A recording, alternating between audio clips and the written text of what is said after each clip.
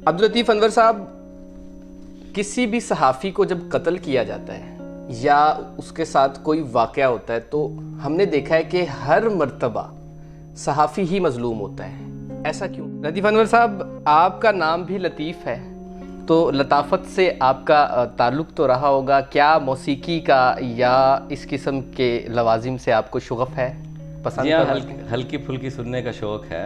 तो अगर हम चाहें हमारे नाजरीन के लिए आप कोई छोटा सा गाना अपनी पसंद का गुनगुना दें, क्या ऐसा हो सकता है? जी हाँ, बिल्कुल जनाब, मैं ज़रूर, आपने कहा है तो मैं तरन्नुम से तो नहीं सुना सकता। बाहर जैसे भी आप सुनाए, मैं आपका साथ दूंगा सर। मैंने पूछा चांद से कि देखा है कहीं, क्या बात है? मेरा यार सा हंसी, चांद ने कहा चांदनी की कसम, नहीं नहीं नहीं नहीं। मैंने पूछा चांद से कि देखा है कहीं, मेरे चांद सा हंसी, चांद ने कहा चांदनी की कसम, नहीं। मुझे तो बताएं। सही है। अब्दुल लतीफ़ अनवर साहब, एक बड़ा मज़ाहिया सा और डिफरेंट सा क्वेश्चन मेरे जहन में आया है कि अगर आपको अल्लाह ताला एक और मौका देता है ज़िंदगी गुजारने का, तो क्या आप इस शोबा सहाफ़त को दोबारा चूज़ करेंगे? बहुत शुक्रिया शहूद आपका सर। आज आपने मुझे भी यानी याद किया, और मैं आपका पेज खानेवाल पेज देखता हूँ। माशाल्लाह आप बड़ी मेहनत कर रहे हैं। Thank you sir. और आज के दौर में जो सहाफ़त चल रही है वो पहले ऐसा नहीं हुआ करता था, लेकिन आज तो बस सच्ची बात पूछे तो बहुत सारे लोगों ने सहाफ़त को बदनाम कर, मैं भी चाहता हूँ तो नहीं छोड़ पाता, चूँकि मेरे सामने कोई ना कोई मज़लूम, कोई ना कोई मुश्किल में फंसा शख्स आ जाता है तो मुझे उसकी हेल्प के लिए जाना पड़ता है। और जब तक आपके पास इख्तियार ना हो तो फिर इस मुआशरे में बात नहीं सुनी जाती। प्रेस क्लब के साथ आपका एक गहरा ताल्लुक़ रहा है, और प्रेस क्लब के बारे में चंद बातें ऐसी मशहूर हैं कि वो कहा जाता है कि प्रेस क्लब की मेंबरशिप लेना भी जान जोखों का काम है आज के दौर में। तो प्रेस क्लब का आइन क्या है, इसके क्या कवानीन हैं, आवाम की इंफॉर्मेशन के लिए? ये आपकी बात दुरुस्त है कि प्रेस क्लब की मेंबरशिप लेना कोई आसान काम नहीं है। जब मेरी मेंबरशिप हुई थी प्रेस क्लब की, तो ये कोई गालिबन है बात 85 की। बिस्मिल्लाहिर्रहमानिर्रहीम। मैं शहूदुल हसन चुगताई आपके सामने मौजूद हूँ।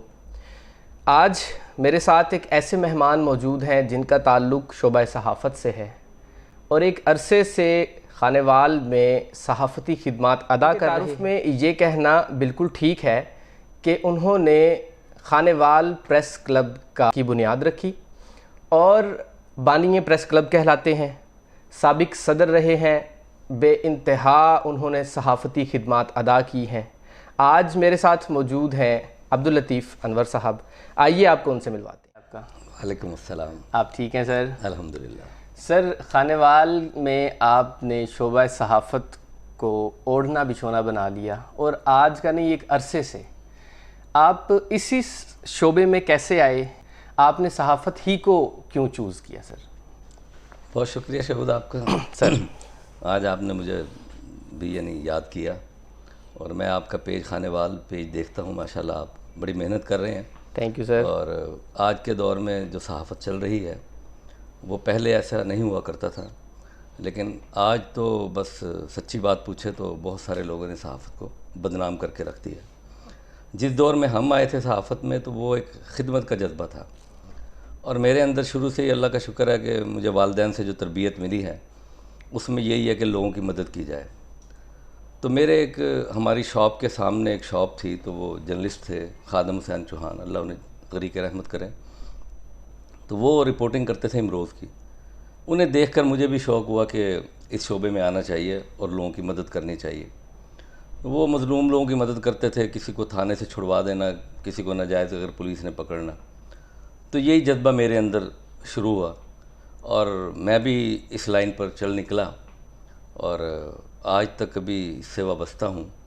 छोड़ना भी चाहता हूँ तो नहीं छोड़ पाता, चूँकि मेरे सामने कोई ना कोई मज़लूम, कोई ना कोई मुश्किल में फंसा शख्स आ जाता है तो मुझे उसकी हेल्प के लिए जाना पड़ता है। और जब तक आपके पास इख्तियार ना हो तो फिर इस माशरे में बात नहीं सुनी जाती। तो मैंने आगाज़ तो जो बाकायदा किया है वो 92 से किया है इस फील्ड में, और वैसे शौक़ मुझे जो है वो सन 80 से ही था, लिखने लिखाने का, कोई कहानियाँ, कोई रिपोर्टें बनाने का शौक़ था। तो 92 से मैंने बाकायदा रोज़नामा ख़बरें से आगाज़ किया। तो रोज़नामा ख़बरें उसका अपना भी यही माटो था उसका, जहाँ जुल्म वहाँ ख़बरें, और वो मुझे बहुत पसंद था। और ज़िया शाहिद साहब मरहूम, अल्लाह उन्हें जन्नतुल फिरदौस में जगह दे, उन्होंने मज़लूम का बहुत साथ दिया, और यही हमें आगे से गाइडलाइन मिलती थी उनकी और हमने अल्हम्दुलिल्लाह इस नारे पर अमल करते हुए बहुत जिद्दोजहद की, और ख़बरें और लोगों में एक बड़ा एतमाद था और लोग ख़बरें से ही रब्ता करते थे। और यही वजह थी कि रोज़नामा ख़बरें की कामयाबी के आप यकीन कीजिए कि किसी मज़लूम का मसला अगर नहीं छप सका ख़बरें में और किसी भी अखबार में छप गया तो उन्होंने कहा छपा ही नहीं, यानी जब तक ख़बरें में वो चीज़ शाये ना हो। तो ये एक खिदमत का जज्बा था जो मुझे इस फील्ड में ले आया, और इसकी वजह से मुझे ज़ाती तौर पर जो नुकसान हुआ, जो मेरा बिज़नेस था वो बिल्कुल तबाह हुआ, चूँकि मैंने सारा दिन इसी काम पर लोगों की खिदमत, मज़लूम का साथ देना और किसी के साथ ज़्यादती ना होने देना, इस पर मैं अपना कारोबार छोड़कर जाता रहा। फिर बहरहाल मैंने कारोबार चेंज किया और अल्लाह ताला ने मेरी मदद की, चूँकि मेरे इरादे नेक थे और मतलब मैं कोई कारोबार के तौर पर तो इस फील्ड में ना गया और ना ही मैंने आज तक इससे कोई माली मफादत हासिल किए। प्रेस क्लब के साथ आपका एक गहरा ताल्लुक़ रहा है, और प्रेस क्लब के बारे में चंद बातें ऐसी मशहूर हैं कि वो कहा जाता है कि प्रेस क्लब की मेंबरशिप लेना भी जान जोखों का काम है आज के दौर में। तो प्रेस क्लब का आइन क्या है, इसके क्या कवानीन हैं, आवाम की इंफॉर्मेशन के लिए ये भी बता दें। जी, आपकी बात दुरुस्त है कि प्रेस क्लब की मेंबरशिप लेना कोई आसान काम नहीं है। जब मेरी मेंबरशिप हुई थी प्रेस क्लब की, तो ये कोई गालिबन है बात 85 की। तो इसका एक आइन था, उस आइन में ये था कि जितने भी मेंबर्स हैं उनका एग्री होना ज़रूरी है। अगर एक बंदा भी वीटो कर जाए तो मेंबरशिप नहीं मिल सकती। उसी पर हमें बड़ी मुश्किल से इसकी मेंबरशिप मिली, और हम उस वक्त टोटल 13 लोग मेंबर थे इस प्रेस क्लब के, जो एक छोटा सा कमरे पर मुश्तमिल था। 93 में मैं फ़र्स्ट टाइम बिला मुकाबला प्रेसिडेंट बना हूँ डिस्ट्रिक्ट प्रेस क्लब खानेवाल का, और उसके बाद मैंने आते ही सबसे पहले हमने तरामीम की आइन में और हमने उस शिक को ख़त्म किया। फिर 13 से हम 22 मेंबर हुए, और इसी तरह रफ्ता रफ्ता मेंबरशिप की तादाद बढ़ती गई, जो आज 95 पर है। 93 में जब प्रेस क्लब मेरे हवाले हुआ, चूँकि हमारे जो सीनियर्स थे वो बेचारे कुछ फौत हो गए थे, कुछ की तवज्जो नहीं थी, तो प्रेस क्लब का जो एक कमरा था उस पर भी लोग काबिज़ थे। कोई वहाँ पर पहलवानी करते थे, कोई क्रिकेट खेलने वाले नौजवान थे, तो उन्होंने उस कमरे पर कब्ज़ा किया हुआ था। मैंने 93 में आके उस कब्ज़े को वागज़ार करवाया। फिर उस वक्त के डिप्टी कमिश्नर थे यहाँ कैप्टन नासिर याद साहब, उन्होंने हमें 20,000 रुपये का फ़ंड दिया, जिससे हमने उसका कुछ फ़र्नीचर बनवाया और उसकी तज़ीन व आराइश करवाई। अल्हम्दुलिल्लाह जब से हम इस प्रेस क्लब के लिए कोशिशें करते रहे, और मैं फिर हर साल बिला मुकाबला सदर बनता रहा। हमारी मुतअद्दिद मरतबा कोशिशें कामयाब हुई। अल्हम्दुलिल्लाह ज़िला नाज़िम साहब सरदार अहमद यार राज के हम बड़े मशकूर हैं, और आज तक हम उनका ये एहसान नहीं भूलते कि उन्होंने हमें 29 लाख रुपए लेकर दिए, जिससे हमने फिर डिस्ट्रिक्ट प्रेस क्लब खानेवाल की बुनियाद रखी, और वो आज आपके सामने है। 2006 में हमने उसका इफ्तिताह करवाया, 2005 में वो बिल्डिंग हमारी कंप्लीट हुई, और उस वक्त जनूबी पंजाब में हमारे प्रेस क्लब से किसी का प्रेस क्लब खूबसूरत नहीं था। और आज भी अल्हम्दुलिल्लाह आप ये देखें कि 2008 से लेकर आज तक हमें 1 रुपये की ग्रांट नहीं मिली, फिर भी हम उस प्रेस क्लब को लोग जाते हैं, लोग अपनी तकरीबात करते हैं, मीटिंग्स करते हैं, प्रेस कॉन्फ्रेंस करते हैं, लोग एहतजाज के लिए हमारे प्रेस क्लब का इंतखाब करते हैं, और वहाँ पर आप देखें कि अल्हम्दुलिल्लाह बेहतरीन प्रेस क्लब उसे हमने अपने तौर पर सेट किया हुआ है और बेहतरीन है। जहाँ तक बात की आपने आइन की, प्रेस क्लब का एक आइन है, उस आइन के तहत ही हमने चलना है। हमारे यहाँ मतलब मैं तकरीबन 20 साल प्रेसिडेंट रहा हूँ डिस्ट्रिक्ट प्रेस क्लब का, और 4 साल में जनरल सेक्रेटरी रहा हूँ।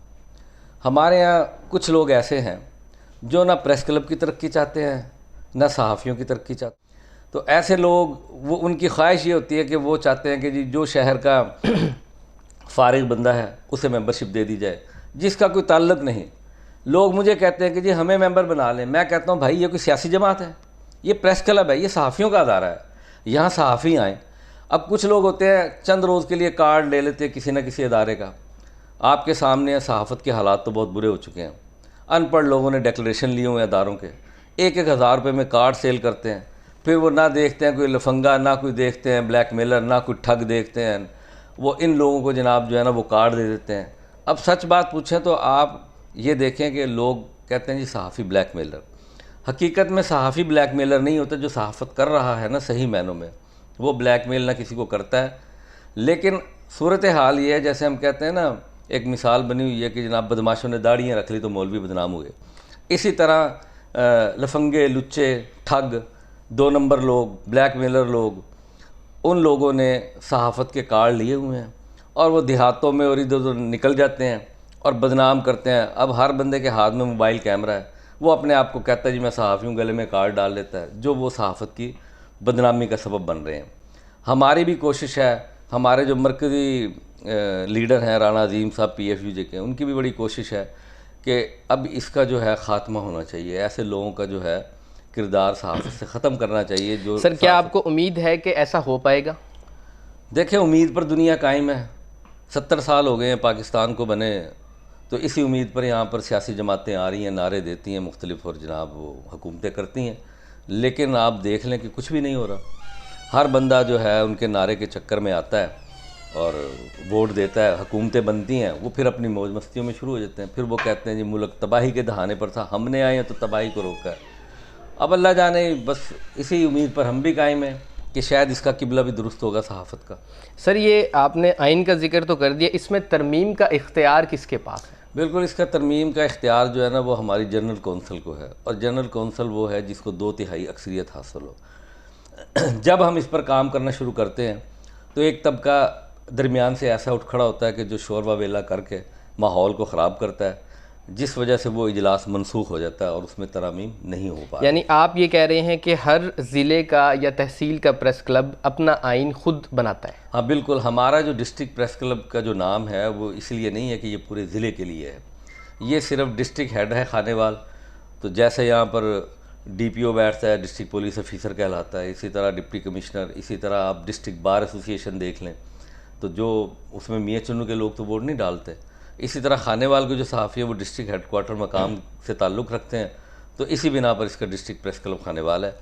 इस तरह अभी आपने डिस्ट्रिक्ट बार एसोसिएशन का नाम ले दिया है, पंजाब बार काउंसिल उनका एक रेगुलेटरी इदारा ऊपर मौजूद है जिसके तहत वो बार काउंसिलें काम कर रही हैं। क्या सहाफ़ियों में भी कोई रेगुलेटरी इदारा मौजूद है? नहीं, सहाफ़ियों में ऐसा कोई अदारा नहीं है। उसकी वजह यह है कि हर जो मीडिया मालकान हैं उनके अपने अदारे हैं, उनके सैकड़ों वर्कर हैं, हर शहर में उनके रिपोर्टर्स की तादाद है, हर अदारे में उनके रिपोर्टर्स सैकड़ों की तादाद में मौजूद हैं। और यही वजह है कि वो जो मालकान हैं वो इस सतह पर कोई तंजीम कायम नहीं होने देते। अब्दुल लतीफ़ अनवर साहब, किसी भी सहाफ़ी को जब कत्ल किया जाता है या उसके साथ कोई वाक़या होता है तो हमने देखा है कि हर मर्तबा सहाफ़ी ही मज़लूम होता है, ऐसा क्यों है? दरअसल बात यह है कि बाज़ औक़ात सहाफ़ी जो है किसी मज़लूम की मदद में इस कदर आगे चले जाते हैं जो मैं समझता हूँ कि नहीं जाना चाहिए, और वहाँ मुकाबला जो है ऐसे लोगों से होता है कि जो कब्ज़ा ग्रुप हैं, बदमाश हैं, माफियाज़ हैं।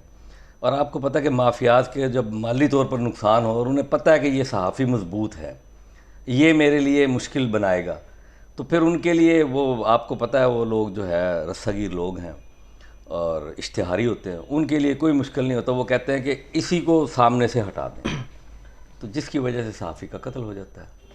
और फिर इंसाफ इसलिए नहीं मिलता सहाफ़ी को कि उसके पीछे जो वर्सा हैं वो इतने बाअसर नहीं होते, उनके इतने वसाइल नहीं होते कि वो अच्छा एडवोकेट कर लें। और हमारे जो मुआशरा है आप वो देख ही रहे हैं कि ज़िंदा के तो साथी हैं, जब बंदा दुनिया से चला जाता है तो उसके अपने भी साथ छोड़ देते हैं, और यही वजह कि उसको इंसाफ नहीं मिल पाता। इसी तरह सहाफ़ियों के बारे में जब हम आइन पढ़ते हैं तो आइन कहता है कि सहाफ़ी ना तो कारोबार कर सकता है, ना कोई अपना जायदादें बना सकता है, सहाफ़त ही करनी है उसने। लेकिन दूसरी तरफ उसको इदारे पे नहीं करते, उसे पैसे नहीं, उसकी तनख्वाह नहीं है, सैलरी नहीं है। इस सूरत हाल में सहाफ़ी कहाँ जाए, अपना ज़रिया मुआश क्या बनाए, किचन कैसे चलाए? देखिए, पहली तो बात यह है कि जिन लोगों ने सहाफ़त में मास्टर्स किए हैं और वो बाकायदा अदारों में काम कर रहे हैं, लाहौर, मुल्तान, पेशावर, कराची या बड़े शहरों में, उन्हें तो बाकायदा अदारों से तनख्वाह मिलती है। अब आ जाता है डिस्ट्रिक्ट, छोटे अजला और तहसील। यहाँ पर जो चंद एक बड़े अदारे हैं वो कुछ ना कुछ तो मुआवजा देते हैं अपने रिपोर्टर्स को। और बेसिकली वहाँ पर मैं आपको सच्ची बात बताऊँ, अब तो ना हर बंदा कहता है सहाफ़ी बहुत बड़ी चीज़ है, बड़ी डिग्री है। सहाफ़ी, हर बंदा सहाफ़ी नहीं हो सकता। हम जैसे लोग हैं, हम रिपोर्टर हैं। छोटे शहरों में जो लोग हैं वो सिर्फ रिपोर्ट लेते हैं और रिपोर्ट अदारे को भिजवा देते हैं। अब हुआ ये है कि हर बंदा कहता है कि मैं सहाफ़ी बन जाऊँ। अब वो बनना तो चाहता है, उसके वसाइल ही नहीं है, पीछे अदारे तनख्वाह नहीं देते। तो मैं ये समझता हूँ जिस बंदे का कोई कारोबार नहीं है, उसने अपने बच्चे पालने हैं, तो वो इस शोबे को मत अपनाए। वो अपने घर, अपने बच्चों की रोज़ी के लिए कोई दूसरा सिलसिला करे। हाँ, अगर उसे अदारा तनख्वाह देता है तो वो ये काम करे, अदरवाइज़ उसे ये काम नहीं करना चाहिए। अगर किसी के वसाइल हैं और वो इस रिपोर्टिंग के शोबे में आना चाहता है खुशी से, तो उसका जब दिल चाहे, जो वक्त है वो दे सकता है तो वो दे। अदरवाइज़ दूसरा ये कि कुछ अदारे हैं, मसलन रोज़नामा ख़बरें हैं, हमें उसका बिज़नेस ही इतना मिलता है कि हमें साल का जो उससे 20% जो है कमीशन मिलता है, वो अल्हम्दुलिल्लाह एक तनख्वाह के बराबर होता है माहाना। मतलब मेरा साल में 10-12 लाख का बिज़नेस होता है रोज़नामा ख़बरें का, तो हमें उससे लाखों रुपए कमीशन मिलता है। तो अगर तो आप ऐसे अदारे अपना लें तो आपको नुकसान भी नहीं होगा। अब्दुल लतीफ़ अनवर साहब, सोशल मीडिया के आने के बाद आप सहाफ़त को कहाँ देख रहे हैं? देखिए, सहाफ़त, इसमें कोई शक नहीं कि सोशल मीडिया पूरी दुनिया में आपके एक मोबाइल पर मौजूद है। आप घर बैठे हैं, ट्रेन में हैं, सफ़र में हैं, जहाँ भी हैं।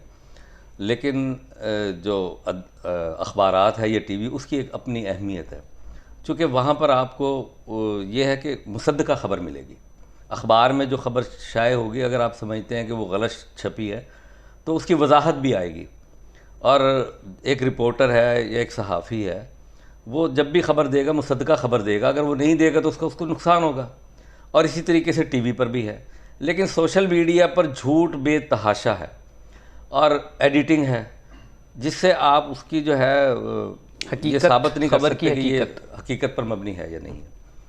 तो इसलिए इसकी जो ज़रूरत और अहमियत है वो हमेशा से रहेगी।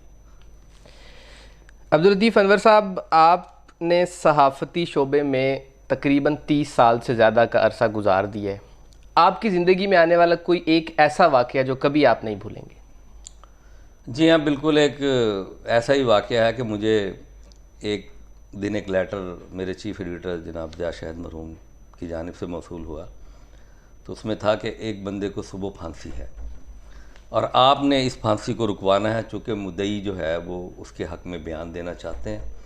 और वो कि जानबूझकर कत्ल नहीं हुआ था, इत्तफ़ाक़िया वाक़या ऐसा हुआ कि वो बंदे की डेथ हो गई। ये खानेवाल का वाक़या है? ये खानेवाल का वाक़या है।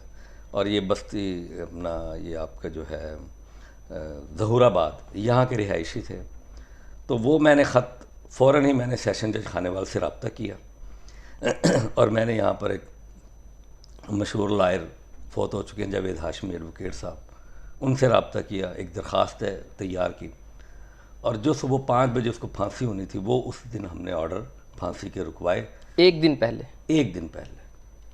और मैं उस वाक़े को नहीं भूलता, चूँकि एक पूरी फैमिली का उस बंदे से वो वाबस्ता थी, जो मतलब है वो बंदे को फांसी बच गई और वो रिहा हुआ और उसके घर वाले और वो जो उसके मुद्दई थे उन्होंने उसे माफ़ किया। तो ये मैं समझता हूँ कि मैंने इस शोबे में रहते हुए एक शख्स की इस हवाले से जान बचाई। अब्दुल लतीफ़ अनवर साहब, एक बड़ा मज़ाहिया सा और डिफरेंट सा क्वेश्चन मेरे जहन में आया है कि अगर आपको अल्लाह ताला एक और मौका देता है ज़िंदगी गुजारने का, तो क्या आप इस शोबा सहाफ़त को दोबारा चूज़ करेंगे या नहीं करेंगे? जी बिल्कुल, दोबारा ज़रूर चूज़ करूँगा, चूँकि मेरा ज़मीर बड़ा मुतमईन है और मुझे इस शोबे ने बहुत इज़्ज़त दी है अल्हम्दुलिल्लाह। और इस शोबे की वजह से मेरा आज एक नाम है। तो मैं दोबारा भी इसी शोबे को अपनाऊँगा, चूँकि मुझे गरीब लोगों की मदद करते हुए, उनका साथ देते हुए जो खुशी मिलती है, जो राहत मिलती है, मैं अल्लाह ताला का जितना भी शुक्र अदा। लतीफ़ अनवर साहब, सहाफ़ती खिदमात 30 साल से ज़्यादा हो चुकी हैं, क्या इस दौरान आप पर भी कोई कातलाना हमला हुआ? जी हाँ, मुझ पर 2 बार हमले हुए हैं।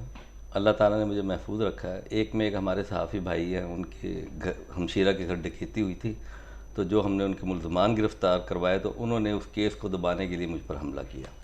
और इसी तरह एक दफ़ा मनशियात फ़रोशों के ख़िलाफ़ मैंने बहुत ख़बरें शाये की, तो उस पर मुझ पर हमला हुआ। लेकिन अल्लाह ताला का शुक्र है, मैं बड़ा महफूज रहा।